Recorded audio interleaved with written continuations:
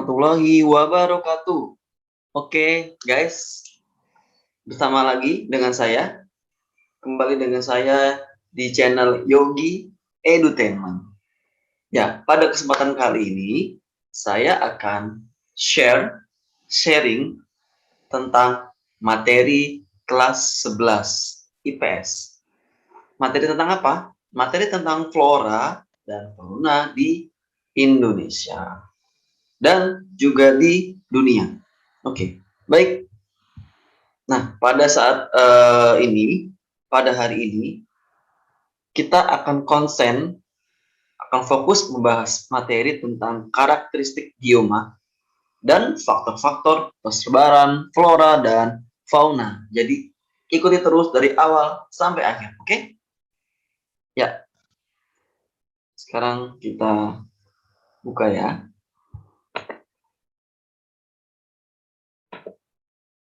Oke, slideshow. Ya, ini adalah judulnya tadi tentang flora dan fauna di Indonesia dan dunia. Dan konsen materi kita hari ini ada tentang karakteristik bioma dan faktor-faktor persebaran flora dan dunia. Kompetensi dasarnya, yang pertama, ya, kompetensi dasar kali ini adalah 3.2. Berarti sudah naik level ya, atau sudah pindah bab atau pindah ke dasar. 3.2 tentang menganalisis sebaran flora dan fauna di Indonesia dan dunia berdasarkan karakteristik ekosistem. Itu adalah KD pengetahuannya, lalu KD keterampilannya yaitu membuat peta persebaran flora dan fauna di Indonesia dan dunia yang dilengkapi gambar hewan dan tumbuhan endemik. Oke, lalu apa sih tujuan pembelajarannya? Tujuan pembelajaran pada materi ini, jadi diharapkan kalian itu mampu mendeskripsikan karakteristik bioma yang ada di dunia. Jadi kalian mampu menjelaskan, menggambarkan, mendeskripsikan karakteristik bioma yang ada di dunia.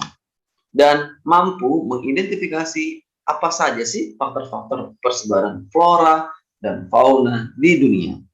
Oke. Dan kita lihat manfaat pembelajaran.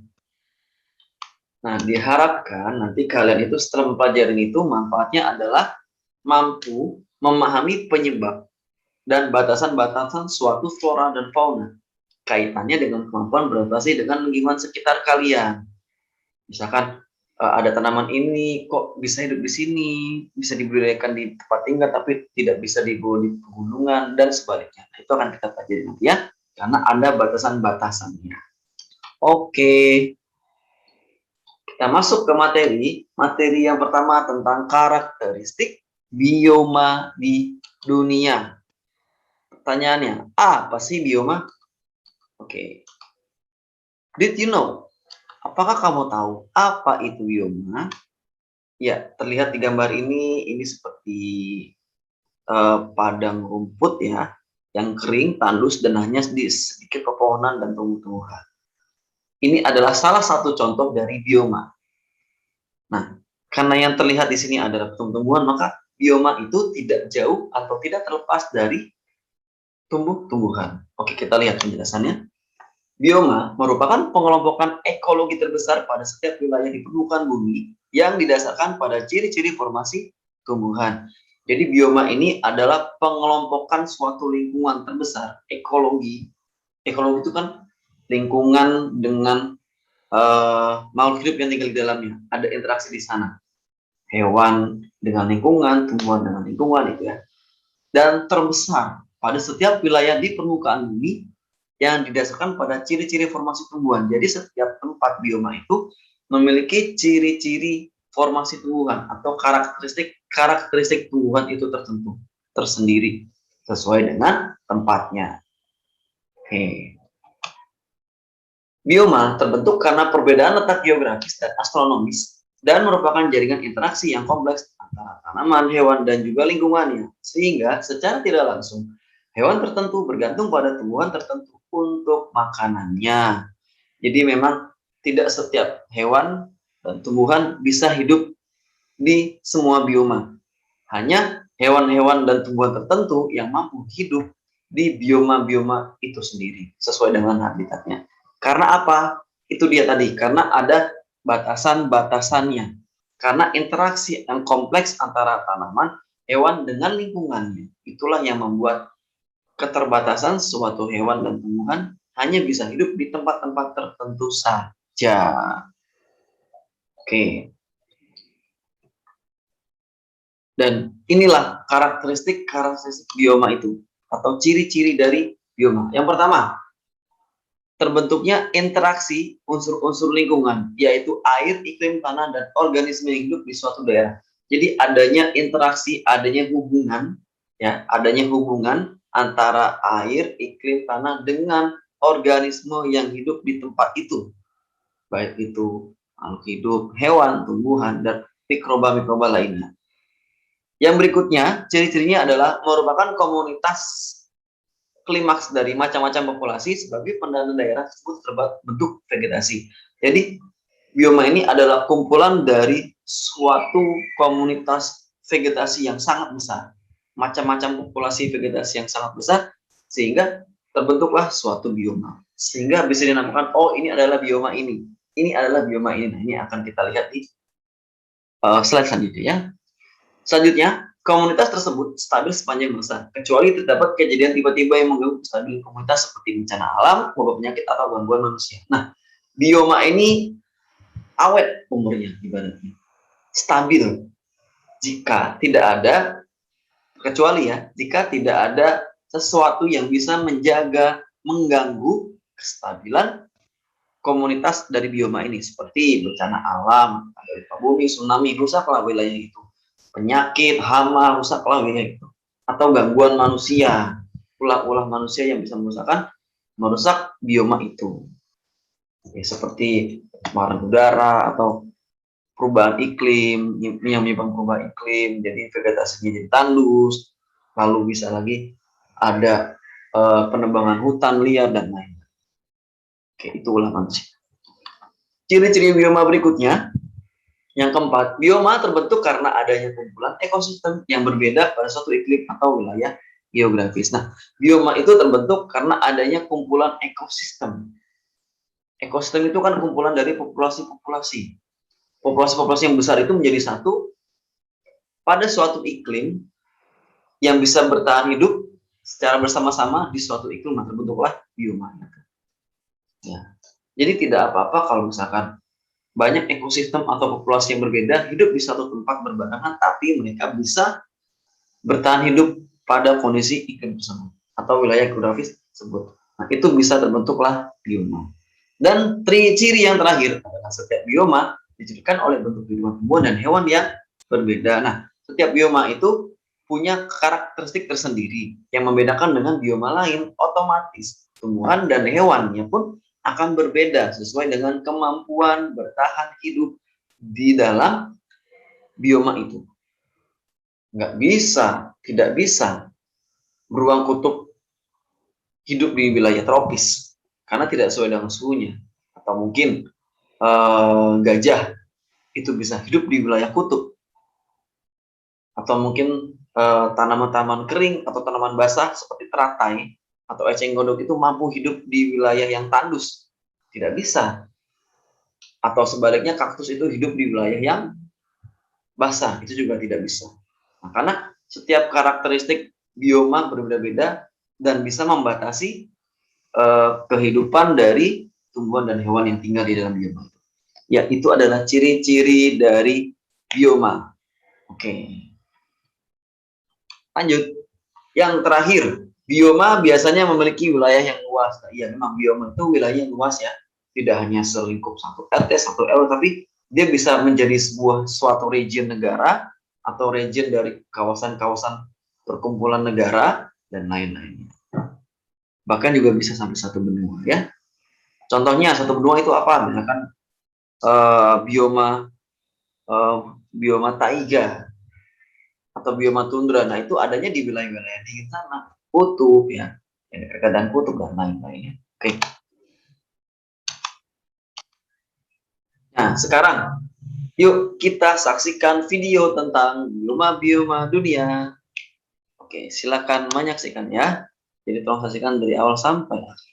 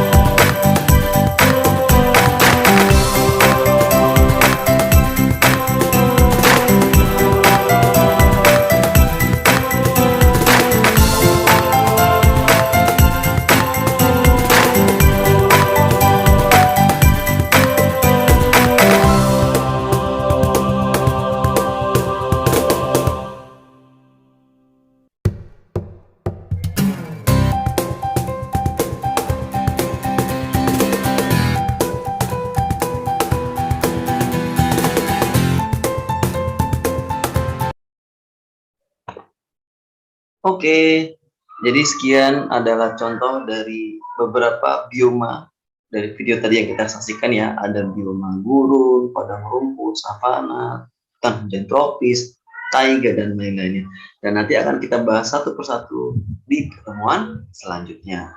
Oke, sekarang kita masuk ke materi berikutnya, yaitu tentang, coba kita lihat ya.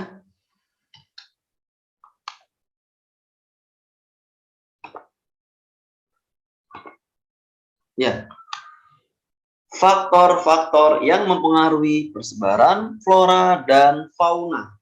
Oke, akan kita bahas faktor-faktornya satu persatu. Yang pertama, iklim. Yang kedua, fisiografi. Yang ketiga ada edafik. Yang keempat ada biotik. Oke, kita bahas satu persatu. Iklim atau climate. Ini ya, terlihat di gambar ini ya. Ada cerah ya, ada yang dingin, ada yang gersang, ada yang hijau, ada yang di kutub. Oke, apa sih iklim? Nah, iklim ini sudah dipelajari di kelas 10. Seharusnya kalian sudah ada gambarannya, harusnya. Iklim. Iklim adalah kondisi cuaca pada waktu yang lama dan meliputi daerah yang luas. Iklim cukup dominan dalam mempengaruhi pola persebaran flora dan fauna. Jadi iklim itu berbeda dengan cuaca. Iklim itu waktunya lama, wilayahnya luas. Kalau iklim misalkan ada iklim tropis, iklim subtropis, iklim sedang, iklim dingin, iklim kutub, dan lain-lainnya.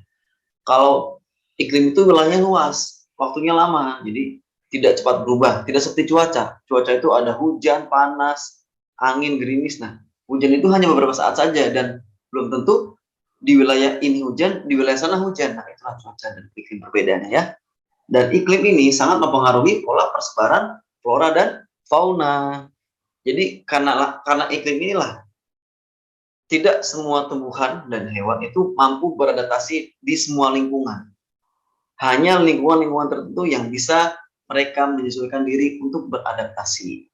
Seperti tadi yang saya contohkan di awal, misalkan untuk hewan, beruang kutub dibawa ke wilayah tropis, kepanasan dia nggak kuat, bisa mati, bisa punah, karena tidak sesuai dengan iklim dia tempat tinggal biasanya di kutub sana, yaitu iklimnya dingin. Begitu pula tanaman-tanaman seperti kaktus ya, kaktus yang dia itu adalah tanaman yang memang bisa hidup di wilayah kering. Tapi jika kita bawa ke wilayah basah, dia tidak akan bisa bertahan lama hidupnya seperti itu. Nah, pokoknya semuanya itu ada batasan-batasannya. Salah satunya adalah iklim. Oke. Faktor yang kedua, masih di iklim ternyata. Ada suhu, unsur-unsur iklim, ada suhu, nanti ada curah hujan, sinar matahari, kelembapan udara. Kita bahas satu-satu. Suhu. Bagi flora, kondisi suhu udara adalah salah satu faktor pengendali persebaran vegetasi sesuai dengan posisi bintang, ketinggian tempat, dan kondisi topografinya. Jelas, suhu itu sangat mempengaruhi. Tanaman teh, ya, teh, strawberry, kopi itu bisa berkembang biak dengan sangat baik itu di wilayah yang suhunya dingin, dengan ketinggian tempat yang cukup tinggi, ya. Jadi suhu ini berpengaruh. Jika kita membudidayakan tanaman teh, kita bawa di sekitar tempat tinggal kita di dataran rendah ini, seperti Tangerang Selatan, Bogor, Jakarta ya maaf ya, Tangsel, Jakarta, Tangerang, itu tidak akan bisa berkembang dengan baik karena tidak sesuai dengan suhunya. Oke, unsur yang kedua, kelembapan udara. Kelembapan berpengaruh besar terhadap distribusi tumbuhan dan hewan tumbuhan dengan kebutuhan air tinggi akan tumbuh di tempat lembab dan sebaliknya. Nah, kelembapan itu sangat mempengaruhi terhadap distribusi tumbuhan dan hewan dengan kebutuhan air tinggi. Jadi tidak setiap tumbuhan dan tanaman itu bisa bertahan hidup di kelembapan udara yang tinggi atau kelembapan udara yang rendah. Semakin lembab, maka dia semakin basah. Dan hanya tumbuhan-tumbuhan tertentu yang mampu bertahan hidup di wilayah yang cukup lembab, yang tidak terkena sinar matahari secara langsung. Itu. Begitupun hewan-hewannya juga. Jadi itu cukup berpengaruh ya untuk kelembapan udara. Selanjutnya angin. Nah, angin ini juga mempengaruhi persebaran flora fauna. Misalkan angin itu membantu penyebaran benih dan spora mengandalkan angin ya. Penyebaran benih tumbuhan sebelum saat itu jatuh ke tempat lain, nah itu kan tersebar dibantu oleh angin. Lalu ada lagi angin yang kencang dapat mengaruhi migrasi burung. Nah, burung juga sangat tergantung kepada kecepatan atau kekuatan angin. Kekuatan angin yang tinggi itu bisa mempengaruhi pergerakan burung juga. Jadi burung pun mengikuti di mana arah angin yang lebih rendah daripada yang lebih tinggi. Dan juga perpindahan organisme hidup di perairan dari satu tempat ke tempat lain. Nah, angin itu mampu menggerakkan air. Seperti di laut ya. Ombak itu bisa bergerak karena ada angin yang kuat. Nah, karena ada pergerakan angin yang membawa air itulah, ada juga yang mampu tersebar oleh angin. Ada juga perpindahan-perpindahan tempat yang dibantu oleh angin melalui air itu. Oke. Unsur selanjutnya adalah curah hujan. Oke, jelas sekali. Suatu wilayah yang mempunyai curah hujan yang sangat tinggi, pasti vegetasinya sangat beragam daripada wilayah yang curah hujannya rendah. Dan juga hewannya pun akan semakin beragam karena tersedia banyak makanan dari tumbuhan-tumbuhan itu di sana, berbagai makanan. Seperti di Indonesia, iklim tropis dengan curah hujan tinggi, tanaman di negara itu sangat banyak. Tanaman apa saja ada. Tidak seperti di tempat-tempat lain. Dan juga populasi hewannya pun sangat beragam dan sangat banyak karena makanan dari hewan ini berupa macam-macam vegetasi yang banyak ini bervariasi dan semakin memperbanyak dari populasi hewan di tempat itu. Oke. Selanjutnya ada cahaya matahari. Intensitas sinar matahari ini juga sangat berpengaruh. Karena ini berpengaruh terhadap suhu, ya. Jika intensitasnya tinggi, cahaya matahari dan suhunya panas, maka tumbuhan itu akan cepat berfotosintesis. Karena tumbuhan hijau itu bergantung pada sinar matahari. Fotosintesis inilah yang akan menjadi bahan makanan untuk hewan dan manusia. Jadi sangat berpengaruh cahaya matahari terhadap perkembangan atau daya tahan hidup suatu tumbuhan dan hewan. Jika semakin sedikit cahaya matahari, ya semakin jarang ada tumbuhan dan hewan di sana. Oke, itu adalah faktor iklim. Next, faktor berikutnya, fisiografi. Fisiografi itu nama lainnya adalah topografi, atau kita lihat di gambar ini, ya, perbukitan lereng terjal. Itu berarti apa fisiografi? Fisiografi atau topografi ini adalah ketinggian tempat. Oke. Ya, faktor fisiografi ini berkaitan dengan topografi atau bentuk permukaan tanah seperti ketinggian, kemiringan, drainase, dan tingkat erosi tanah. Fisiografi berpengaruh pada kondisi iklim lokal dan edafik yang ditimbulkan. Jadi memang ketinggian tempat ini sangat berpengaruh. Ini juga dipengaruhi dengan suhu tadi. Kan ada kaitannya. Semakin tinggi tempat semakin dingin, semakin rendah ya semakin panas. Semakin tinggi tumbuhan-tumbuhan yang ada di tanaman, tumbuhan-tumbuhan yang ada di tempat yang tinggi itu tidak bisa kita budidayakan di tempat yang dataran rendah karena tidak sesuai dengan fisiografinya atau habitatnya dan juga suhunya. Oke, itulah fisiografi. Selanjutnya ada edafik atau tanah. Faktor tanah adalah faktor yang sangat berkaitan dengan struktur dan komposisi tanah yang ditemukan di daerah tertentu. Tanah merupakan komponen utama habitat tumbuhan. Nah, semakin subur tanah, maka semakin banyak jenis tumbuhan yang bisa hidup. Berarti batasannya semakin banyak. Nah, semakin tidak subur tanah, ya semakin sedikit tanamannya. Berarti tanaman-tanaman itu ya tidak bisa tumbuh dengan baik di tanah yang kurang subur. Dan memang Indonesia, negara kita itu kaya akan tanah yang sangat subur. Salah satunya faktornya adalah banyak sekali fosil-fosil tumbuhan hewan, lalu banyak gunung api yang bisa memuntahkan abu vulkanik yang sebagai salah satu sumber penyubur tumbuhan secara alami. Ya, itulah faktor edafik. Selanjutnya, faktor biotik. Oke, biotik, komponen. Biotik itu apa artinya? Makhluk hidup, manusia, tumbuhan, hewan, mikroorganisme, dan lain-lainnya. Faktor biotik atau komponen biotik yang berperan sentral dalam keseluruhan flora fauna adalah manusia. Karena manusia dapat menjaga, melestarikan, dan mengubah tatanan kehidupan flora dan fauna dengan mengubah fungsi lahan.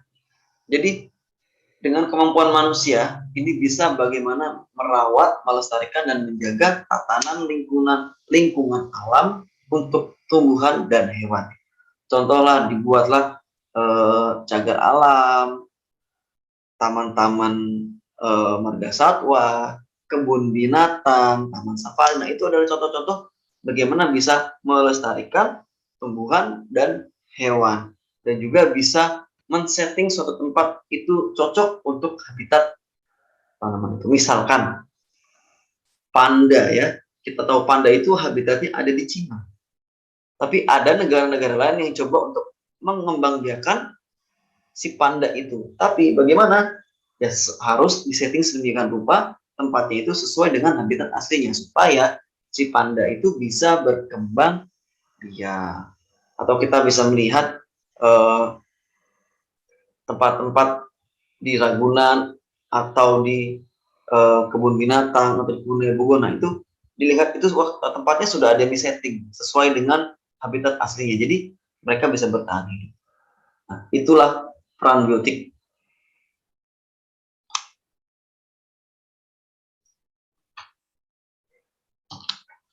Oke, alhamdulillah sudah selesai sharing saya video pembelajaran ini yang berkaitan dengan flora dan fauna. Dengan konsen materi kita hari ini adalah tentang bioma atau karakteristik bioma di dunia, serta bagaimana faktor-faktor yang menyebabkan persebaran flora dan fauna di dunia. Oke, terima kasih sudah menyaksikan. Terima kasih sudah mengikuti dari awal sampai akhir. Dan jangan lupa, please support my channel, Yogi Edutainment. Supaya tidak ketinggalan channel-channel asik lainnya. Karena di sini ada channel pendidikan, ada juga channel hiburan. Jadi terus ikuti dengan cara subscribe, like, dan share channel ini. Oke, terima kasih. Assalamualaikum warahmatullahi wabarakatuh. Sampai jumpa di video berikutnya.